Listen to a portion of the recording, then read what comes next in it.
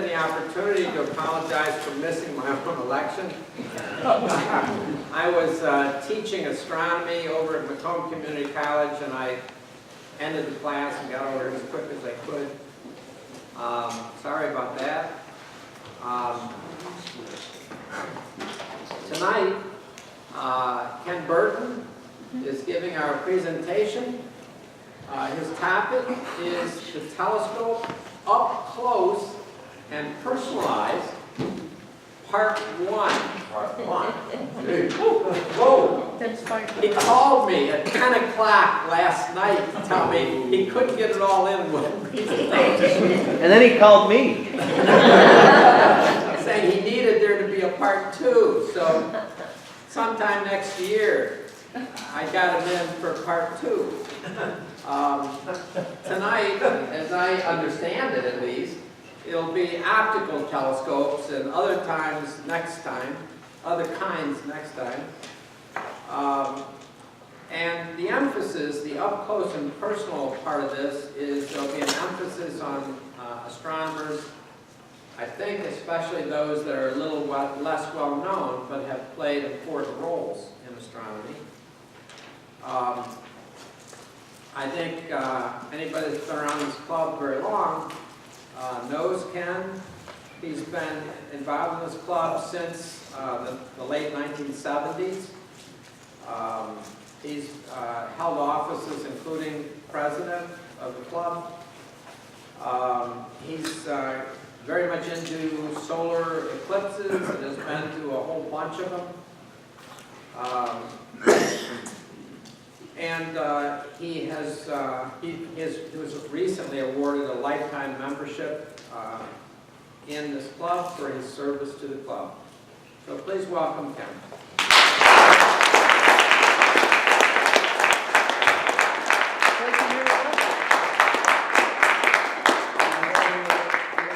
This microphone is getting out to everybody. Can you hear me well enough? Yeah. Okay.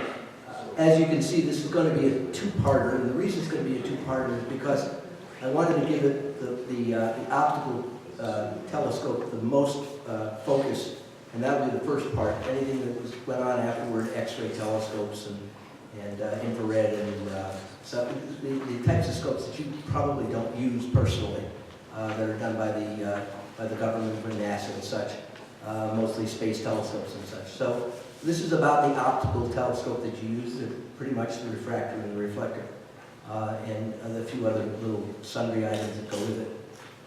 This was a little bit more fun than the Messier, but not as much fun as Hadley to do.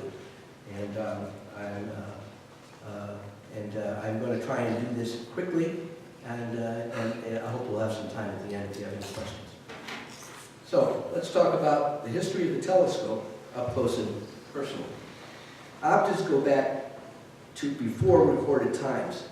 Simple lenses made from rock crystal have been found in early human days.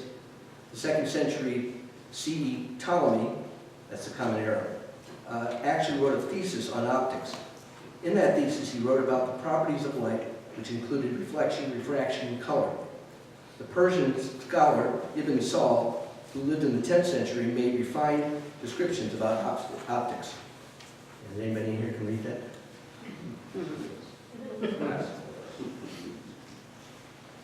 By the 12th century in Europe, reading stones, actually magnifying lenses, were in general use. Lenses used as burning glasses are documented during that time. By the late 13th century and the early 14th century, spectacles had been developed for correcting long-sightedness with convex lenses. These were invented and developed in northern Italy. By 1451, Nicholas of Cusa, a German philosopher, theologian, jurist, and astronomer, had developed a concave lens for nearsightedness. A combination of convex and concave lens may have been used in simple telescopes by individuals of the time. Earlier, Robert Grotesti, I'd like to live with a name like that, 1168 to 1253, the initiator of English scientific tradition and one of the first chancellors of Oxford University, wrote a special treatise between 1230 and 1235 called De Iridi, concerning the rainbow. In it, he said, quote, "This part of optics, when well understood, shows us how we make things a very long distance off appear as if placed very close. The large near things appear very small," reversing the scope obviously, "and how we make small things placed at a distance appear any size we want, so that it may be possible for us to read the smallest of letters at incredible distances." Roger Bacon, who was a pupil of Groteschi at Oxford, often described a magnifying device. It is, however, not certain that he built a working model. Bacon was born in England around 1214 to a wealthy family. He studied at Oxford and became a master at Oxford, lecturing on Aristotle, whose works had just been discovered. He also lectured at the University of Paris from 1237 to 1245. About 1256, he became a Franciscan ordered friar and stopped teaching and publishing. His close relationship with the eventual Pope Clement IV, his protector, allowed him to write a thesis concerning the place of philosophy within theology. Upon the death of Pope Clement in 1268, he was put under close scrutiny by the church, and between 1277 and 1279, he was placed either in house arrest or imprisoned for excessive credulity in alchemy. He returned to his studies as a Franciscan and died around 1294. 1608, a Dutch oculist named Hans Lippershey is said to have created the first telescope.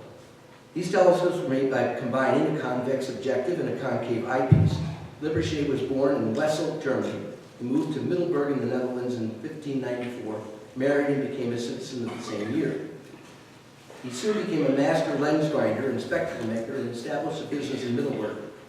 On October the 2nd, 1608, he applied to the States General of the Netherlands for a patent for his instrument, quote, "for seeing things far away as if they were nearby," end of quote. He was denied the patent since there were others who also claimed the invention. It is said he observed a couple of children in his shop looking through lenses, commenting on how a nearby weather vane appeared much closer. Others said he took credit for the discovery made by an apprentice or stole the idea from another person. He was handsomely rewarded by the Dutch government for copies of his design called, quote, "Dutch perspective glass," end of quote. Little is known about the rest of the man's life except that he spent the entire life in Middelburg and died there in September of 1619. Here's where the plot kind of thickens. Some have said that the telescope was actually created by Zacharias Jansen, also a spectacle maker in Middelburg. Born in the hut, The Hague. Oh, I see, I know, get it. That's the only one that I got too.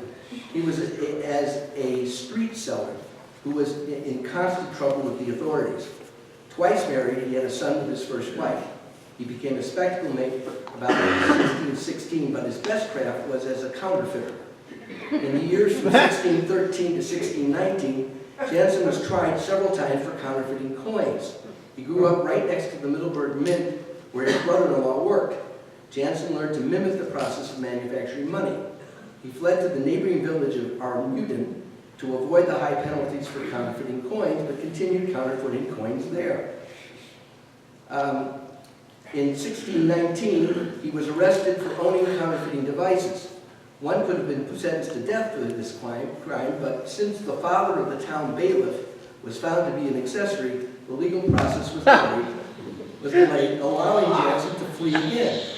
After the case was dismissed, Jansen returned to Middelburg in 1621. He married after the death of his first wife, and then moved to Amsterdam in 1626. By 1628, he was bankrupt. He did live for a while next door to Lippershey and could have contributed to the telescope's invention, but there is no proof.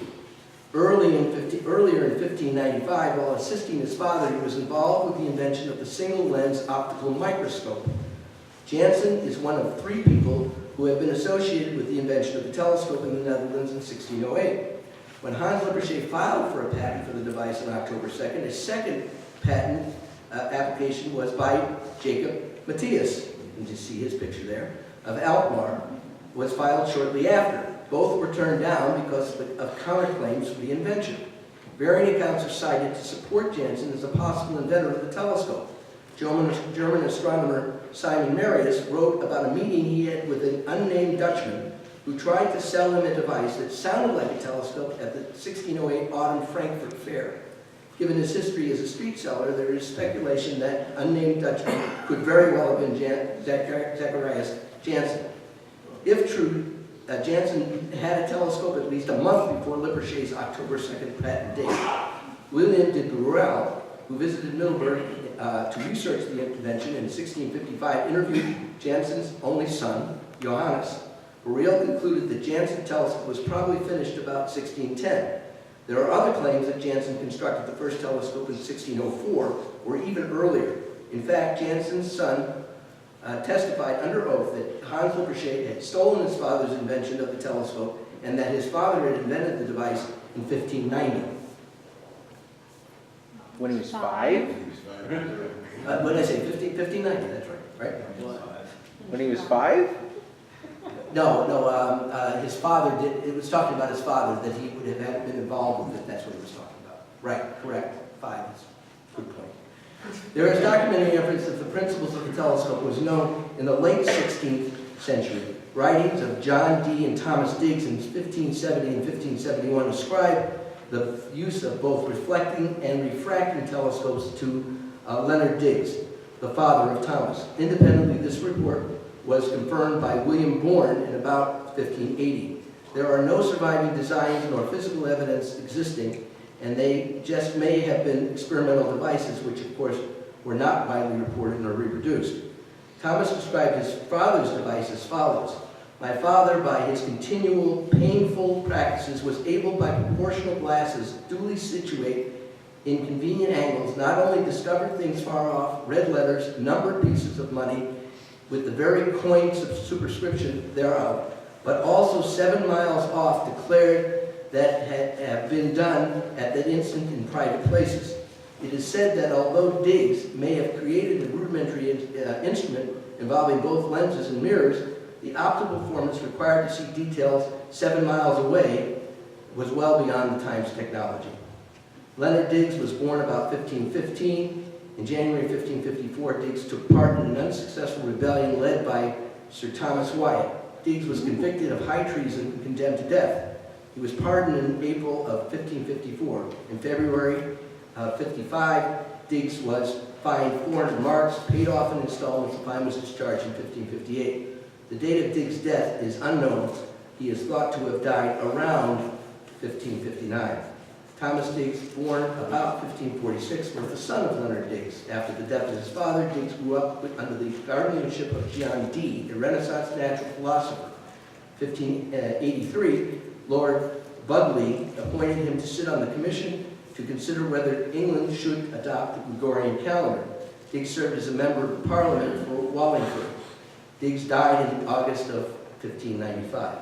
Thomas Digges also wrote on astronomy and translated Copernicus into English and pushed the use of the experimentation in astronomy. He may have used the telescope to observe the heavens a generation before Galileo. John Dee was a mathematician, astronomer, astrologer, and advisor to Queen Elizabeth I. He devoted much of his life in the study of alchemy, divination, and Hermetic philosophy. He straddled the worlds of science and magic just as they were becoming distinguishable. One of the most learned men of his age, he lectured on advanced algebra at the University of Paris while still in his early 20s. He was an ardent promoter of mathematics and a respected astronomer, as well as a leading expert in navigation, having trained many of those who would conduct England's voyages of discovery. Dee was a friend of Tycho Brahe and was familiar with the work of Nicholas Copernicus. Many of his astronomical calculations were based on Copernican assumptions, but he never openly espoused heliocentric theory. Dee applied Copernican theory to the problem of calendar reform, and in 1583 he was asked to advise the Queen about the new Gregorian calendar. His advice was that England should accept it. England chose to spurn any suggestions, and Dee's advice was rejected. Dee died in poverty in 1608 or 1609. Giambattista della Porta also claimed to have invented the first telescope, but he died while preparing a treatise called De Telescopis in support of his claim. His efforts were overshadowed by Galileo's improvement of the telescope in 1609. In Italy in 1586, Della Porta wrote a letter quote, to make glasses that can recognize a man several miles away. In his Natural Magic, which he published in 1589, he wrote, with a concave lens, you can see small things afar off very clearly. With a convex lens, things near to be greater, but more securely. If you know how to fit them both together, you shall see both things far off, things near at hand, both greater and clearly. He felt the idea of the telescope unimportant and focused his attention in other areas. Della Porta was an Italian scholar, polymath, and playwright who lived in Naples at the time of the Scientific Revolution and Reformation. He spent the majority of his life on scientific endeavors. He benefited from an informal education of tutors and visits from renowned scholars. His most famous work, first published in 1558, was, as we said before, Magic Naturalis, which is natural magic. In his book, he covered a variety of subjects he had investigated. He was also referred to as the Professor of Secrets. There are similar claims about Camelin Juan Roche inventing early telescope-like devices. In June of 1609, Galileo, while in Venice, heard of the, quote, Dutch perspective glass, close quote. On his return to Padua, constructed his first telescope by fitting a convex lens on one end of a lead tube and a concave lens on the other. Then used this design a few days later and improved on it to make a better telescope than the first. Thus was most likely the first to apply it to astronomy. On his return to Florence, publicized the details of his invention and presented the instrument to the Doge Leonardo Donato, who was sitting on the Senate Council. The Senate in return gave him a life lectureship at Padua and doubled his salary. His first telescope was 3 power, the second one was 8 power, and the third one, used to discover the satellites of Jupiter, magnified 33 times. With this scope, he observed the spots of the sun, phases of Venus, and the hills and valleys of the moon, and the ears of Saturn. He was honored for his invention with a banquet held by his close friend, Prince Federico Sessi. Greek poet and theologian Giovanni Cassini, who was a theologian, chemist, mathematician to Cardinal Gonzaga, and member of the Lenzi Academy, invented the word telescope, tele meaning far, scopian to look or see. Galileo's history is well documented, although it is important to note that the telescope was probably most contributory to his eventual problems with the church.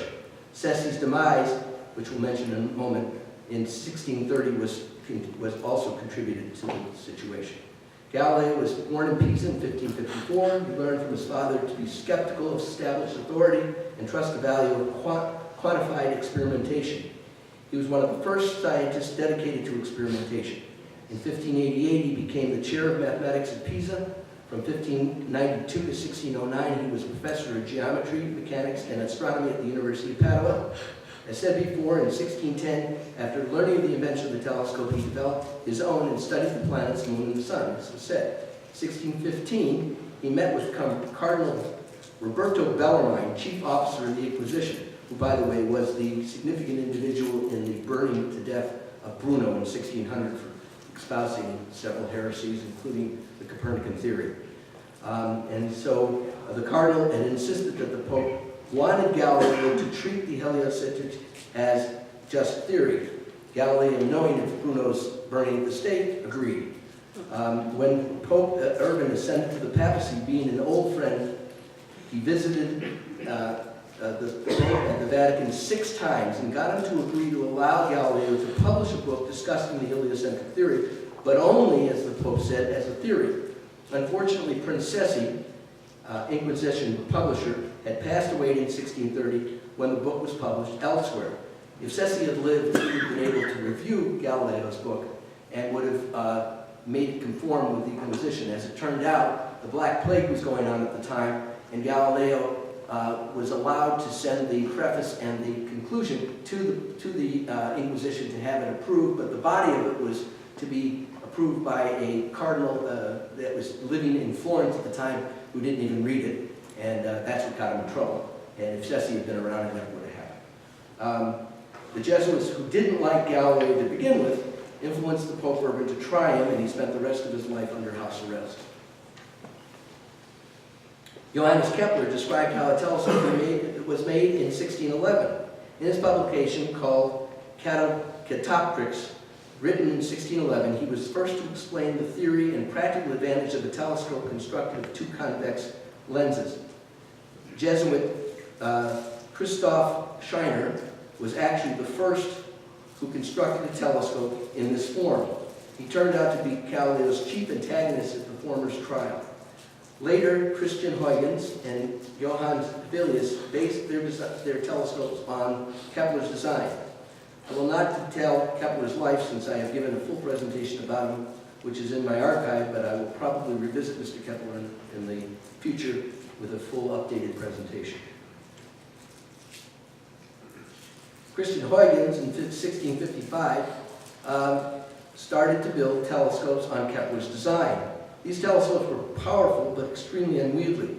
Although Christian Huygens was able to resolve for the first time the rings of Saturn, it was a difficult telescope to use, kind of spectacular to look at, impossible to look through. He and Johannes Kepler employed compound lenses as eyepieces for the first time. Interesting enough, Hevelius decided not to employ telescopic lenses on his sextant, much to the chagrin of the other astronomers of the time. Christian Huygens was born at The Hague in the Netherlands in 1629, where his family was very influential in the community. He was taught by private tutors secured by his very wealthy father. He was exposed early to the French philosopher and mathematician René Descartes. He studied law and mathematics in the University of Leiden and the College of Orange. In 1663, he was elected to the Royal Society and was a contemporary of Sir Isaac Newton. Although he respected Newton, he oftentimes disagreed with him, as did most other people at the time. In 1654, he shifted his attention from mathematics to astronomy. He developed a new and more effective method of grinding and polishing lenses which provided for greater clarity. He was also very much involved in the study of light and its properties, and was the first to propose that light travels in waves, and was instrumental in calculating the laws of reflection and refraction. Newton rejected the theory and favored the explanation that light was composed of several small bodies moving. Today, light is understood to have both the attributes of waves and particles. Prior to his death in 1695, Huygens wrote a book called Cosmotheoris, which speculated on extraterrestrial life. The first powerful telescopes developed by Kepler construction were made by Huygens with the help of his brother Christian. He built one with a 2.24-inch objective and a 12-foot focal length. It was with this new adaptive telescope that he discovered the nature of the rings of Saturn, and also discovered Saturn's moon Titan. Telescopes made of Kepler's design were limited in their sharpness by a chromatic aberration. The only manner in which this aberration could be solved for high magnifying powers was to create objectives with very long focal lengths. Giovanni Cassini discovered Saturn's fifth satellite, Rhea, in 1672 with a telescope that was 35 feet in length. The aerial telescopes were developed because of the difficulties with focal length. More on that a little later. Back to Johann Hevelius. He built a 150-foot behemoth, which Edmund Halley described as just barely useful. Besides having long tubes, these telescopes needed scaffolding or long masts and cranes to support them. As a research show, it was virtually useless in that the tube flexed and vibrated and even sometimes collapsed. Johannes Hevelius was born in 1611 to a wealthy Danzig family. Hevelius studied jurisprudence at Leiden. Upon the death of his father, he took over the family brewery, but by 1641, he had set up an observatory on the roof of his home. At the time, it was the largest observatory in Europe. He built high-quality lenses with which he studied the topography of the sun, moon, and planets, and made a detailed study of the moon's surface, faces, and librations. Married twice, he got exceptional help in running the brewery with each of his wives. His second wife, Elizabeth, published 2 of his works posthumously and is considered the first female astronomer of note. He had a contentious relationship with British Astronomer Royal John Flamsteed, who discredited nearly everything Hevelius produced. John Flamsteed did not ingratiate himself to many people. Hevelius spent a lot of his time as a municipal administrator while maintaining his observatory. His observatory instruments and books were destroyed completely in a fire of 1679. He died of a stroke on his 76th birthday in 1687. After 1675, the telescope tube was discarded completely. Thus, the aerial telescope came into being. The objective was mounted on a swiveling ball joint on top of a pole or a tree or other tall structure and aimed by means of a string or connecting rod. The eyepiece was handheld or mounted on a stand at the focus, and the image was found by trial and error.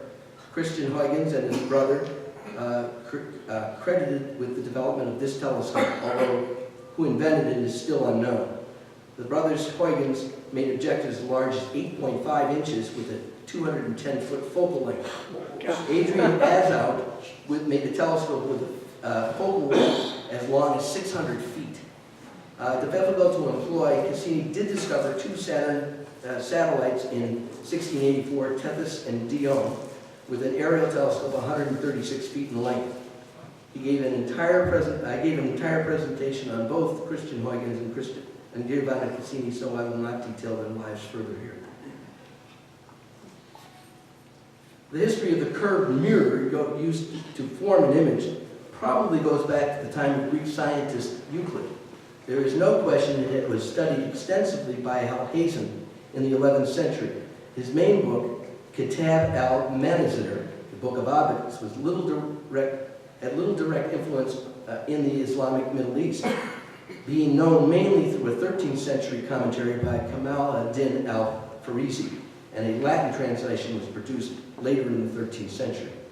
Giovanni Francisco Segreto, along with his best friend Galileo and others, discussed building telescopes using a mirror as an image-forming objective. By the way, Segreto was honored by Galileo by using his name for one of his characters in his great manuscript, Dialogue Concerning the Two Chief World Systems, which got in trouble with the church. Galileo, that was. Niccolo Zucchi studied rhetoric at Piacenza and philosophy and theology at Parma. He finished his studies at the age of 16 and entered the Jesuit order in Padua in 1602, where he remained for the rest of his life. Zucchi taught mathematics, rhetorics, and theology as a professor of Collegio Romano, was a rector of the Jesuit college at Ravenna. He served as an apostolic preacher, a post often referred to as preacher to the Pope, for about 7 years. He received patronage from the Duke of Parma and authored several books on optics. Another close friend of Galileo, he wrote that he had tried to replace the lens of a refracting telescope with a bronze concave mirror in 1616. Using a handheld concave lens, he looked into the mirror but could not get a satisfactory image, so he shortly abandoned the effort. Zucchi died in Nolen on May 21st, 1670. Zucchi's failure illustrates the major problem of the construction of reflecting telescopes. Mistakes in the curvature or surface of the mirror distort the image to the point of uselessness, with a factor of 6 greater than similar errors in the polishing of lenses. Around 1640, Marcin, that was Marcin, also published several designs for reflecting telescopes, but never tried to realize them, probably because he was aware of the technical problems involved. He was a French theologian, natural philosopher, mathematician. While best remembered by mathematicians for his search for a formula to generate prime numbers based on what are now known as Marcin numbers, from 1614 to 1618 he taught philosophy and theology at Nevers. He resided in Paris except for frequent trips abroad from 1619 until his death in 1648. The history of the reflecting telescope, claiming one individual as the inventor, is problematic. One first has to decide if the originator of the concept or the producer of the first working model is actually considered the inventor. It is preferable to refer to the originator of one and another of the various models as an inventor of the reflecting telescope. The earliest known presentation of optical principle of reflecting telescopes can be found in the catoptrics of the 1st century Alexandrian mathematician, engineer, and inventor Hero. He clearly demonstrated that a concave parabolic mirror focuses parallel rays reflected from its surface at a point, creating an image. This telescopic property of parabolic mirrors is well known to Leonardo da Vinci, who discussed it in one of his unpublished manuscripts. The first form of reflecting telescope was invented by James Gregory, a Scottish mathematician and astronomer.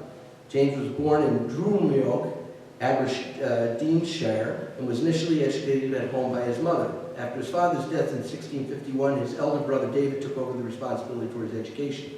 He was sent to Aberdeen Grammar School and then Marischal College, graduating in 1657. In 1664, he furthered his education at the University of Padua. Returning to London in early 1668, he was elected a Fellow of the Royal Society and then traveled to St. Andrews in late 1668 to become the first Regius Professor of Mathematics. He was a professor at the University of St. Andrews and also at the University of Edinburgh. About a year after assuming the chair of mathematics at Edinburgh, James Gregory suffered a stroke while viewing the moons of Jupiter with his students. He died a few days later at the age of 37. In other words, by the time that James Gregory attained my age, he'd been dead for 31 years.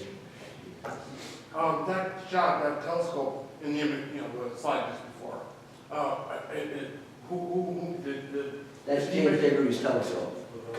so is that far advanced? Well, I'm sorry? It's not far advanced. It's a nice looking piece of workmanship. Yeah, they did pretty good, yeah. They're very creative.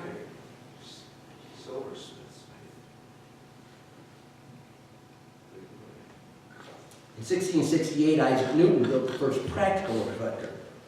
This was a second form of reflecting telescope. The design incorporated a small, flat, diagonal mirror which reflected light to an eyepiece mounted on the side of the telescope.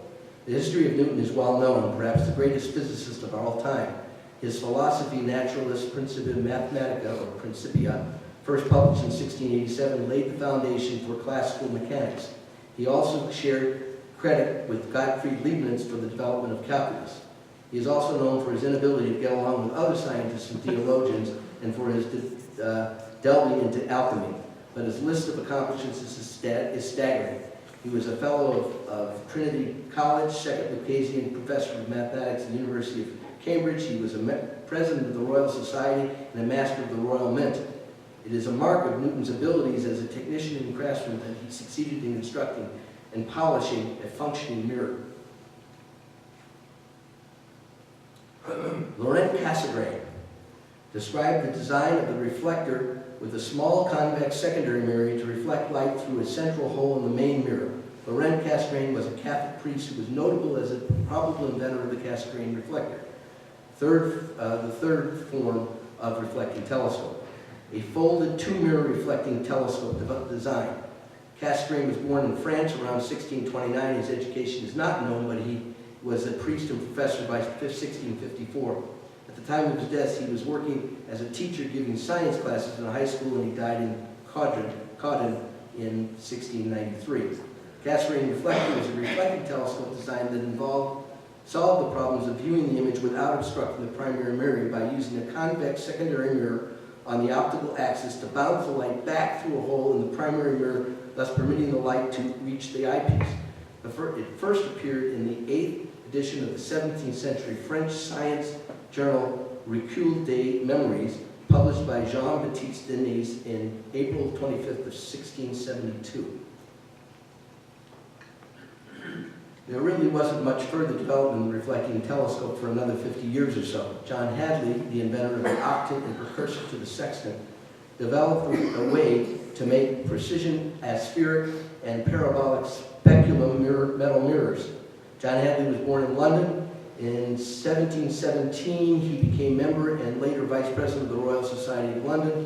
1721, he presented to the Royal Society the first parabolic Newtonian reflector. It had a 6-inch diameter speculum metal objective mirror with a focal length of 62 3/4 inches. It was comparable in performance with the 7.5-inch aerial telescope developed by the brothers Huygens. Hadley died in East Barnet, Hertfordshire, in 1744.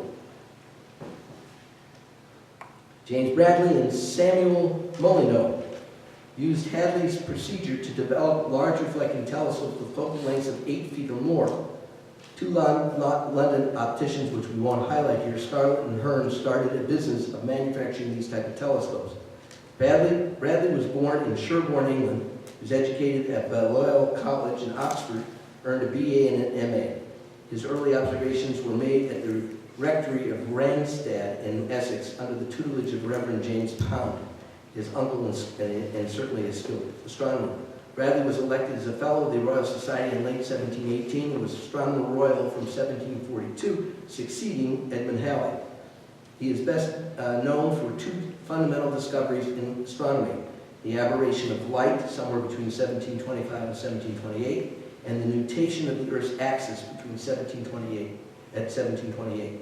These discoveries were called the most brilliant and useful of the century by Jean-Baptiste Joseph Della, historian of astronomy, mathematics, and astronomer, and director of the Paris Observatory, in his History of Astronomy in the 18th century, 1821 to be exact, because, quote, "It is to these two discoveries by Bradley that we owe the exactness of modern astronomy.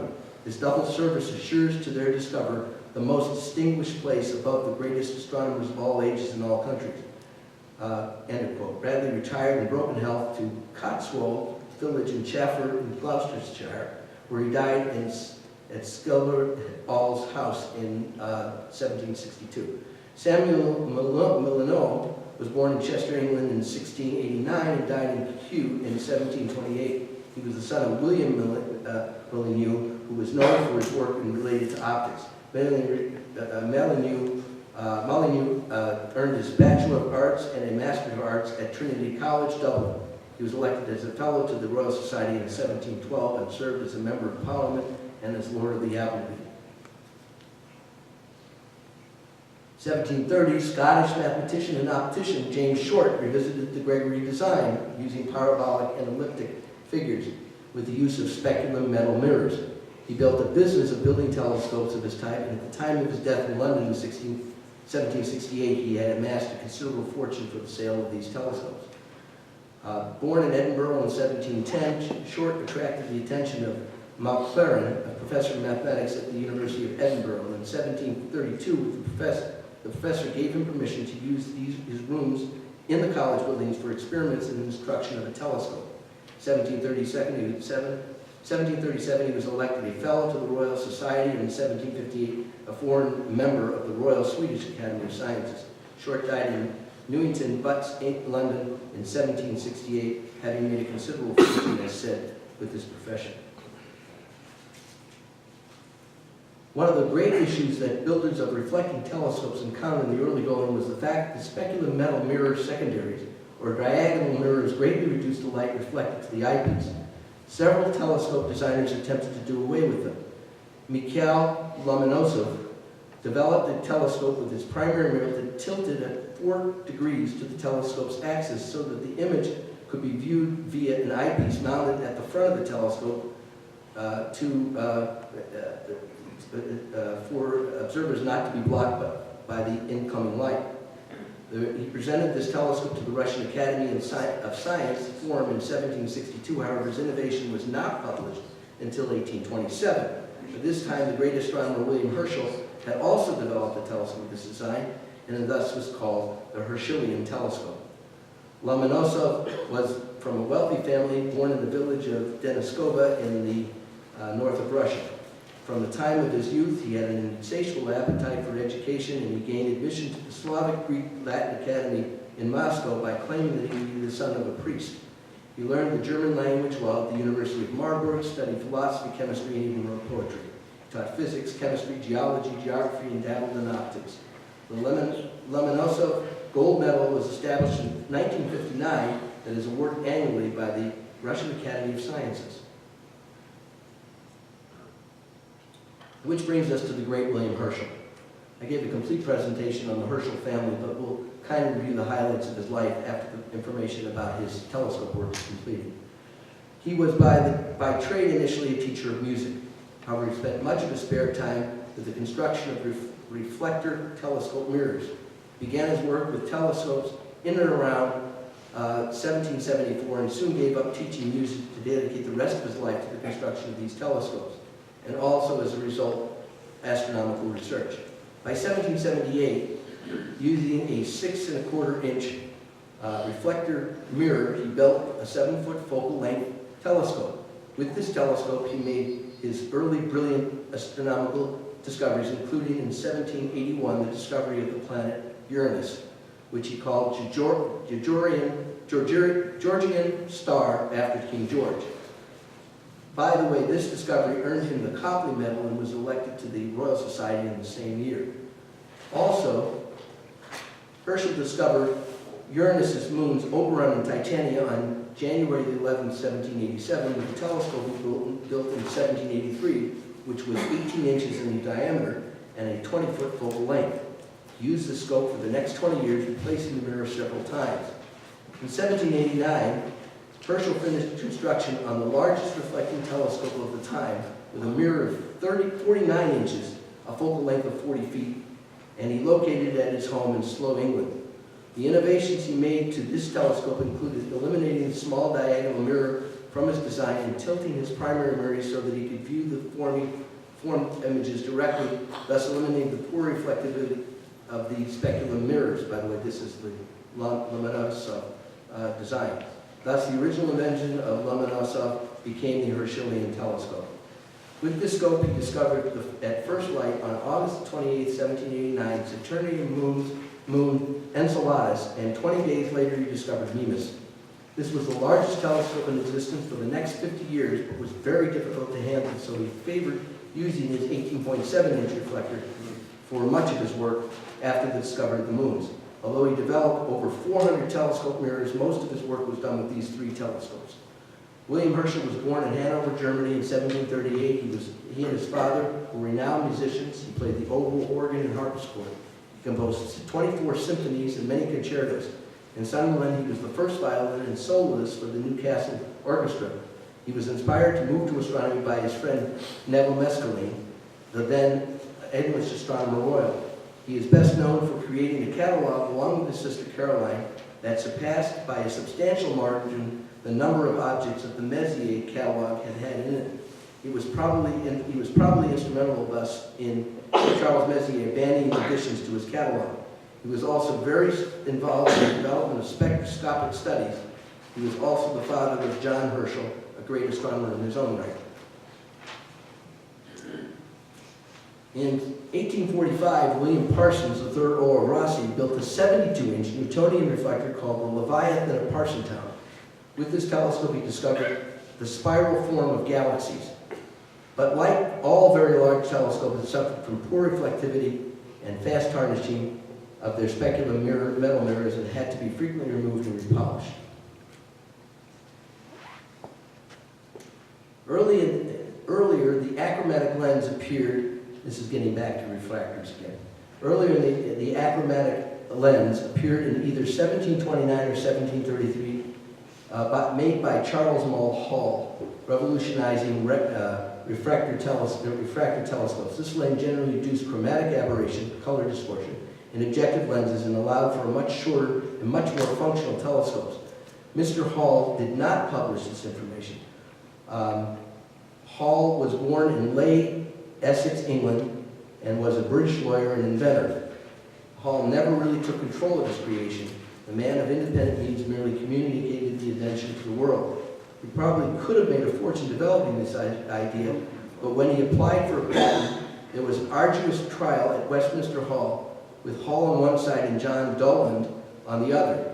Lord Mansfield decided that although Hall had invented the achromatic telescope, he ruled that it was not the original inventor who ought to profit from such invention, but the one who brought it forth for the benefit of mankind, to wit, John Nolen. Hall continued as a successful lawyer for the rest of his life, never really showing any care about his significant invention. He died in March of 1771. What was that artifact on beside the picture? But that was in fact a copy of that lens, by the way. That was it. That's Yes. a lens? Of the achromatic, yes. That's the actual lens itself. That's a replication of it. It is not the But it original. doesn't look like a lens at all. It looks Yeah. like a Well, it was. Okay. Rube Goldberg. Moving on. When John Nolen obtained the information, he made a very large business by producing telescopes of this design, selling them commercially in 1758. John Nolen was a well-known British optician, born in London, and best known for his production of the achromatic doublet, which he patented and commercialized. John Nolen at first followed his father's trade as a silk weaver. He acquired knowledge of Latin, Greek, mathematics, physics, anatomy, and many other subjects. He left the silk weaving trade, and along with his son Peter, started the business of making optical instruments. The business still exists as Dolan Atchison. He and his son made a fortune in 1761. Shortly before his passing, he was appointed optician to the king. Early in 1757, he succeeded in producing refraction without color by the use of water lenses, and shortly thereafter successfully utilized glass for the same result. In 1758, he was awarded the Copley Medal by the Royal Society and became a fellow of the society. In 1747, Leonard Heuer produced a paper which he sent to the Prussian Academy of Sciences, attempting to prove the possibility of correcting both the chromatic and spherical aberration of a lens. He adopted a hypothetical law of dispersion and proved analytically the possibility of constructing an achromatic objective composed of lenses of glass and water. He was able to produce an actual objective he was unable to produce an actual objective of this construction. Dolan stated that Euler's analysis was accurate, but it was purely a theoretical assumption. He believed that Euler's theory was opposed to the results of Isaac Newton's experiments on the reflection of light. Dolan received an abstract of a Euler paper from Swedish mathematician and astronomer Samuel Klingenstierna, who put some doubt in his mind as to the accuracy of Newton's work on the dispersion of refracted light. Dolan experimented in confirming Klingenstierna's conclusions that constructed lenses in which first the chromatic aberration and after the spherical aberration were corrected. As said before, Dolan and his family yielded a great fortune for their work. Peter Dolan in 1765 produced a triple objective which consisted of the combination of two convex lenses of crown glass and a concave flint lens between them. He made many telescopes of this kind. The problem with refractors, which continued through the late 1700s and the early 1800s, was the difficulty in finding discs of glass, particularly flint glass, which was of suitable purity and homogeneity. This limited the diameter of the light and light-gathering power of lenses found in the achromatic telescope. The French Academy of Scientists offered large prizes for perfect discs of optical flint glass to no avail. Ongoing problems with building reflecting telescopes still made the refracting telescope still made the refractor the telescope of choice. Reflectors were plagued with impractical metal mirrors and the constant need to pull them out of the telescope for periodic polishing. Thus, refracting telescopes were being produced with even larger apertures. In 1866, a refracting telescope of 18 inches was for a short time a big daddy. But as the 19th century came to a close, there were numerous great refractors. The largest, 36-inch, the two largest, 36-inch at the Lick Observatory, and the 40-inch at Yerkes were built. Both tested the limits of practical research because of the effect of gravity on the lens itself. Lenses can only be held in place by their edge, which causes the center of it to sag due to gravity. This distorted the images it produces. There was a 49.2-inch refractor exhibited at the Great Paris Exhibition in 1900, which was never put to use. The 40-inch telescope was developed by the University of Chicago and George Ellery Hale, more about him later, and placed at Williams Bay, Wisconsin. Funding for this telescope was obtained from Charles T. Yerkes, a railroad magnate of disreputable renown, who wanted to have his name affixed to the world's largest telescope. Although he funded the scope, he was very tight with funds for support equipment, much to the chagrin of George Hale and the University of Chicago. The telescope saw first light in 1797 and is sometimes called the birthplace of modern astrophysics. 1997. I meant 1897, I'm sorry, thank you for correcting that. It has produced over 170,000 photographic plates, and many notable astronomers worked within its walls. These included Edwin Hubble, Subramanian Chandrasekhar, Edward Emerson Bernard, Otto Struve, and more recently Carl Sagan. The scope was actually built by Alvin Clark and Sons. By the way, Dave Bailey's parents, I guess, worked at Yerkes as well. Is that correct? There were students. Students. Good. The builder of great reflectors in the late 1800s and early 1900s was the Warner and Swayze Company. They built the 36-inch Lick telescope and the 40-inch Yerkes telescope, including they built the 26-inch telescope at the U.S. Naval Observatory. The company was founded in 1880 as a partnership of Worcester, Reed Warner, and Ambrose Swayze.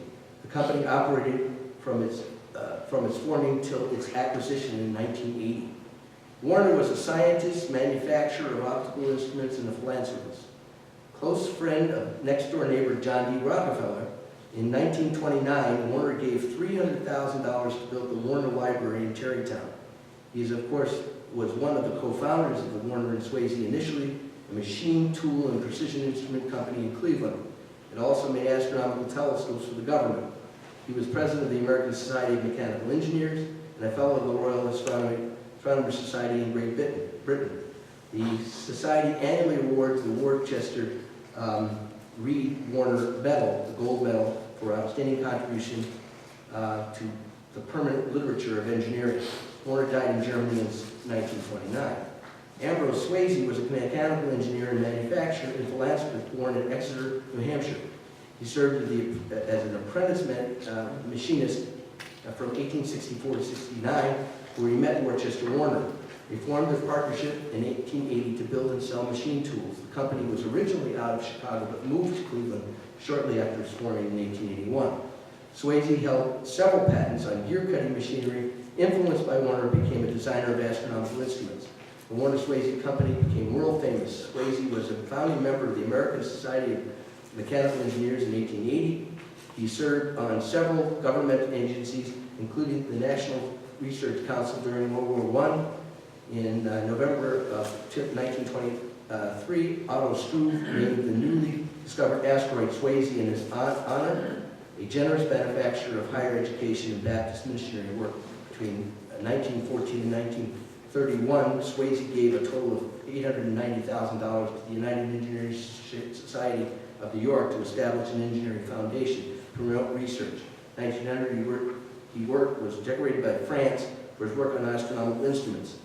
Swayze was president of the Cleveland Chamber of Commerce in 1905, and in December of 1930, he received the Cleveland Medal of Service from the Chamber of Commerce, and in 1936, he received the Hoover Medal of the Engineering Society of America.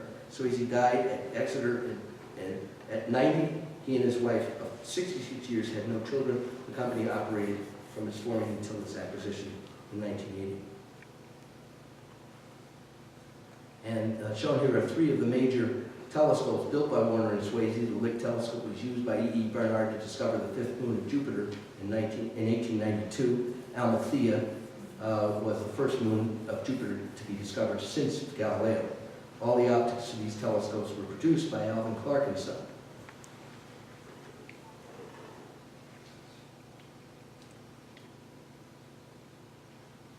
Alvin Clark, March 8, 1804 to August 19, 1887, was born in Asheville, Massachusetts, the descendant of a Cape Cod whaling family of English ancestry. Was an American astronomer and telescope maker. He was a portrait painter and engraver, and at the age of 40 became involved in telescope making. Using glass blanks made by Chance Brothers of Birmingham and Felmentos of Paris, his firm Alvin Clark and Sons ground lenses for refracting telescopes, including the largest in the world at the time, the 18.5-inch at Dearborn Observatory in the old University of Chicago. The two 26-inch telescopes at the United States Naval Observatory and McCormick Observatory, the 30-inch at Pulkova Observatory, the 36-inch at Lick, and of course the 40-inch at Yerkes, which remains the largest successful refracting telescope in the world.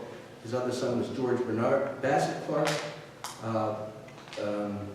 Both sons were partners in the firm. Son Alvin Graham Clark, born in Fall River, Massachusetts, was an American astronomer and telescope maker. On January 31st, 1862, while testing the new 18-inch refracting telescope, he made the first observation of Sirius B before the scope in Massachusetts before the scope was moved to Evanston, Illinois location.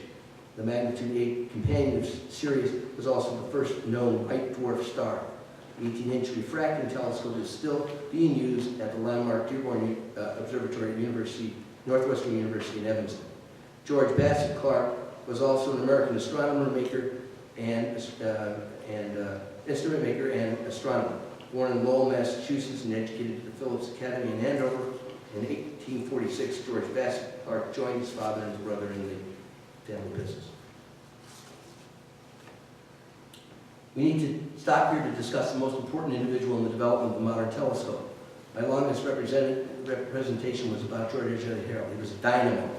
He was instrumental in getting the largest telescope of the late 19th and 20th century financed, early 19th and 20th century financed and built. We've already discussed his work on the Yerkes, on which he added a spectrograph attachment. He was also center to the development of the 36-inch Lick. He also developed the 60-inch Mount Wilson Hale telescope of 1908, the 100-inch Mount Wilson Hooker telescope in 1917. He's also developed two solar telescopes, building on a theory that because the heat generated by the Earth, they needed to be elevated. He built a 60-foot solar telescope and a 150-foot telescope. These telescopes were specifically used, obviously, for observing the sun. He was a key figure in the development of the Mount Palomar Hale telescope that was named for him, built after his death.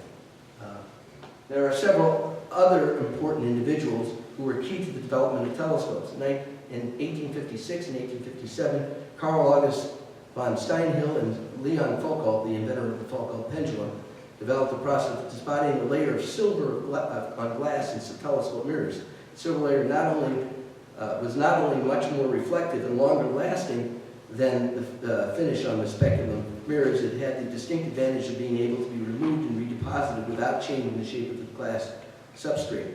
These mirrors were used in the 60-inch and the 100-inch telescope. Much later, John Donovan Strong of Caltech developed the technique of coating mirrors with aluminum using a thermal vacuum evaporation. In 1932, he became the first person to luminize a mirror. Both the 60 and the 100-inch telescopes became the first large telescopes to have their mirrors luminized. Retired from the University of Massachusetts in 1975, where he was named Professor Emeritus. He also was director of the Laboratory of Astrophysics and Physical Meteorology there since 1967. From 45 to 67, he was a professor of laboratory and laboratory director at Hopkins. Among his innovations in astronomy were optics with the process of silvery mirrors in astronomical telescopes, as said, including the 200-inch at Mount Palomar and an optical system, telescope system for the observatory lifted into the stratosphere by a balloon. He found water vapor in the atmosphere of Venus. He was awarded the Longstreth and Levy Medals of the Franklin Institute and the Ives Medal of the Optical Society of America, in which he had served president. Born in Riverdale, Kansas, and he was, in 1926, graduate of the University of Kansas and earned his doctorate in 1930 at the University of Michigan. Bernhard Walmart Schmidt, the German optician, in 1930 he invented the Schmidt telescope, which corrected the optical errors of the spherical aberration coma and astigmatism, making possible for the first time the construction of very large, wide-angle reflective cameras of short exposure time for astronomical research. Schmidt was born in Estonia, Russia.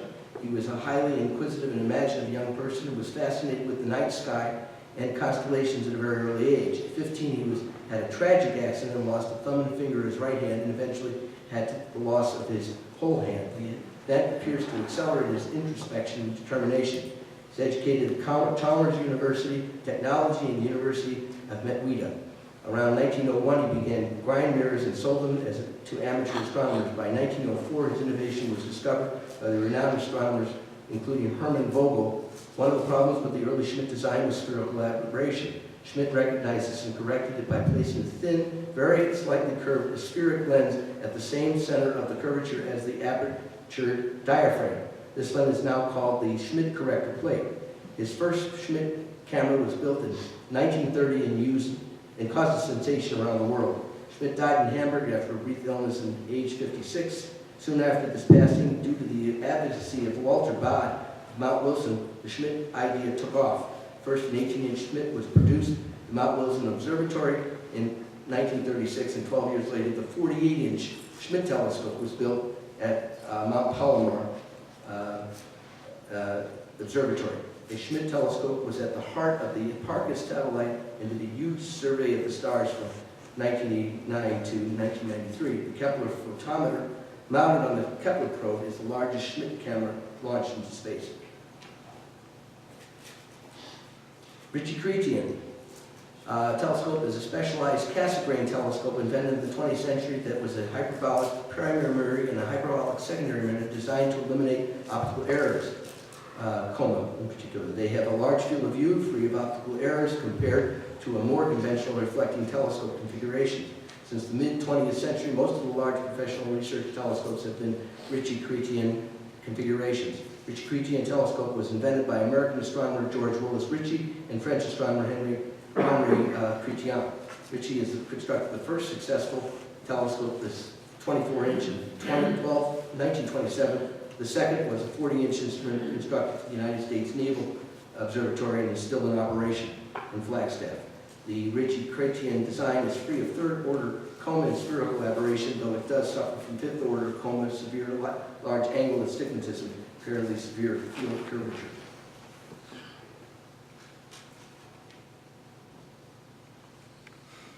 There's Ritchie and Chrétien.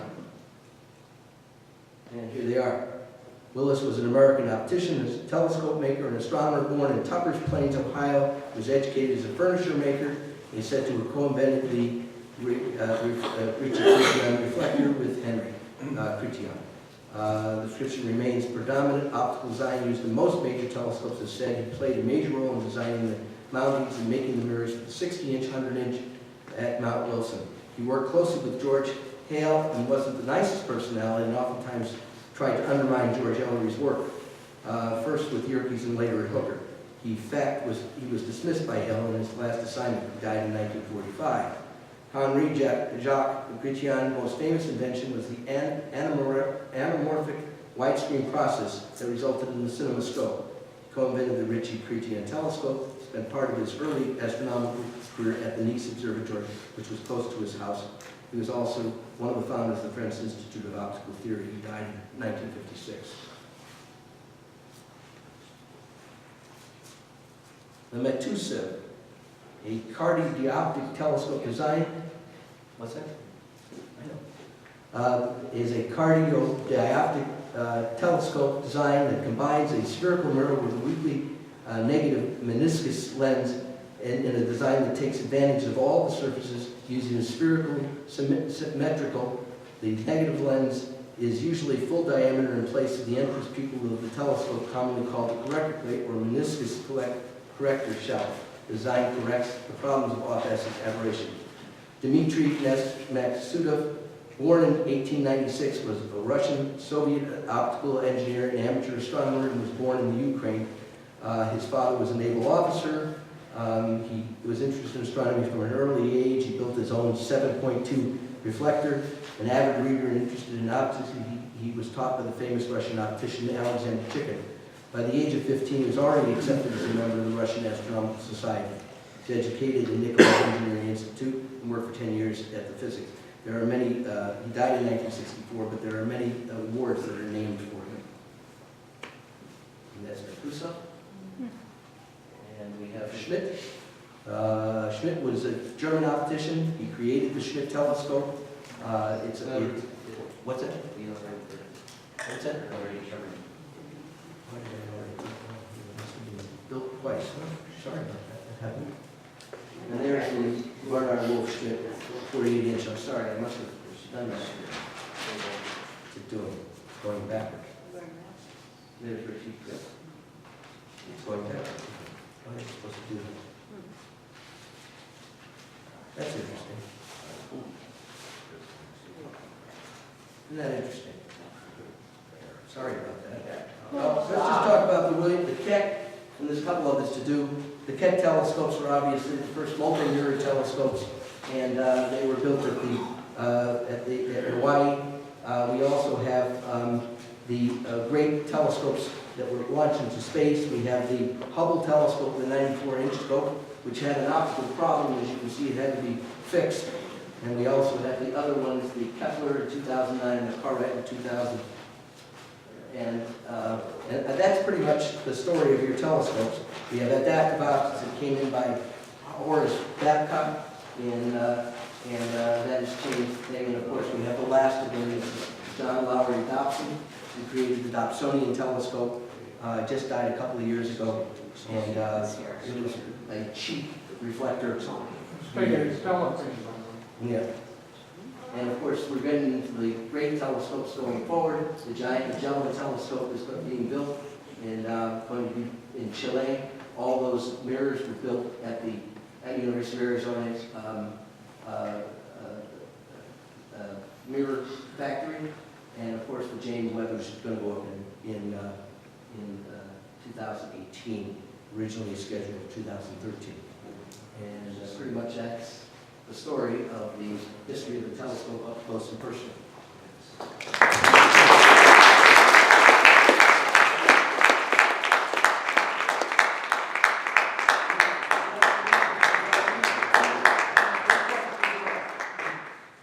Yes, Just sir. a comment, all of the compound telescopes, not just the Maxuda, but Schmidt, are also called, what's the right word? Cadet. Catadiopter. That's right. Thank you. Yes, sir.